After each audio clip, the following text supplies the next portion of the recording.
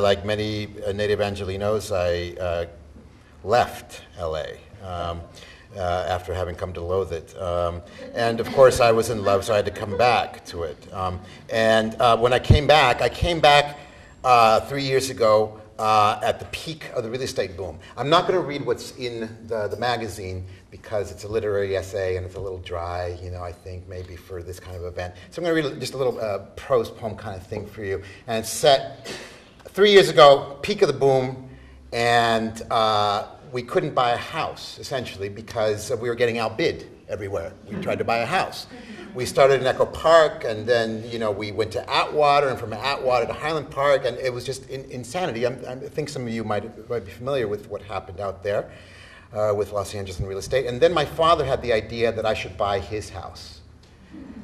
I was about to buy my father's house. What was that line from Scripture? In my father's house there are many mansions. On cue, the mansions of my father's house were filling with rats. It began when we unwittingly presented the rodents with a generous and very nutritious food source, dog kibble. Not just any dog kibble, mind you. At the new Silver Lake Dog Boutique down the street, we bought haute cuisine kibble, the kind soaked in salmon oil for that extra dose of omega-3. We had 2 dogs, Bear the Akita, Lenny the young rambunctious lab. They were both big and ate a lot. We placed their bowls just outside the back door, and the boys often left some nuggets after feeding. We started to see rat droppings in the mornings, like oversized grains of rice, the color of shit, of course, next to the suspiciously empty bowls. So we started to clean up after the dogs ate. But it was too late. The rats knew there was food, and it was just a matter of getting to it. Now, they came into the kitchen, traipsing through an old cat door to where we stored the huge 48-pound bags of dog food that we bought at Costco. They easily gnawed into the bags and took their fill. Then we placed the kibble in a plastic tub with a lid. They gnawed through the plastic. So I boarded up the old cat door.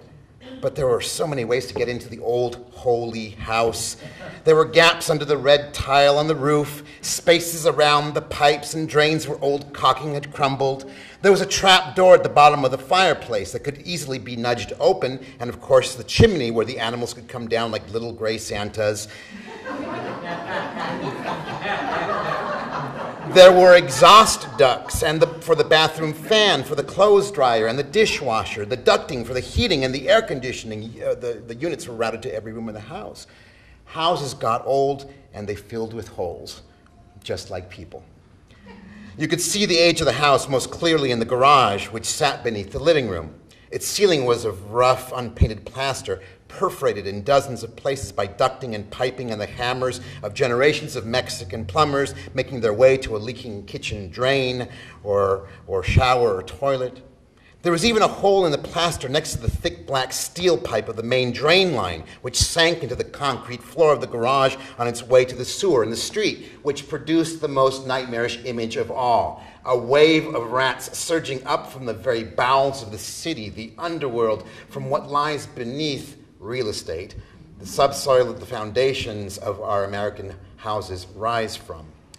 This was the American in my father's dream flipped upside down. The house not his sanctuary, but his source of violence, property infecting you, bleeding you, owning you.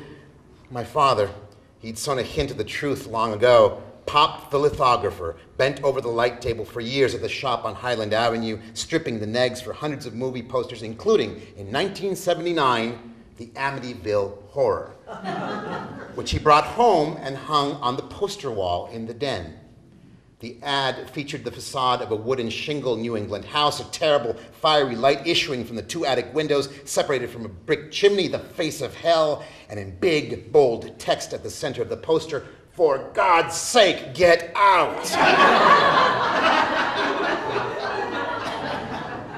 How many holes did it take to fill the Silver Lake house? We bought a big aluminum garbage can to protect the dog food, which worked well for a while, but the rats had now discovered many other food sources, like the avocados in the fruit baskets on the kitchen counter. This causes a major freakout because the twins' baby bottles are just a few inches away from the ransacked fruit. We imagine the rats standing on hind legs, sniffing, licking, gnawing. Now at night we draped a towel over the bottles. From the kitchen, they venture into the living room. This is where the babies spend the better part of their day. Droppings appear along the baseboards, behind the curtains. Strange little piles of insulation and duct material start showing up in the corners. One morning, I find rat shit in one of the high chairs. Now, it's war. I make the trip to Home Depot, where I spend a lot of money on all kinds of traps. The politically correct, the medieval, none of them work.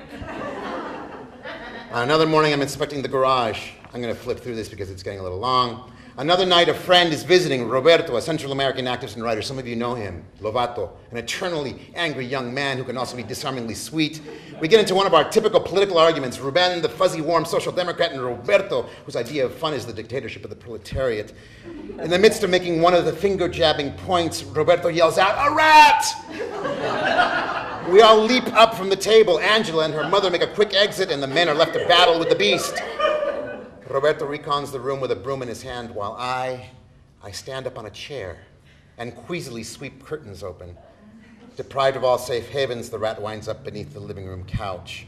Roberto stands to one side as I lift the end of it up. With a mighty arcing swing, Roberto brings down the broom for a direct hit, and again, and again, and again. He stops just as I start imagining Rodney King. We look down. It's not the big cat-sized monster I'd been seeing or imagining. Maybe it's not even a rat. It might be just a mouse. It's a scrawny little thing, eyes scrunched tight against the blows that killed it. Thank you.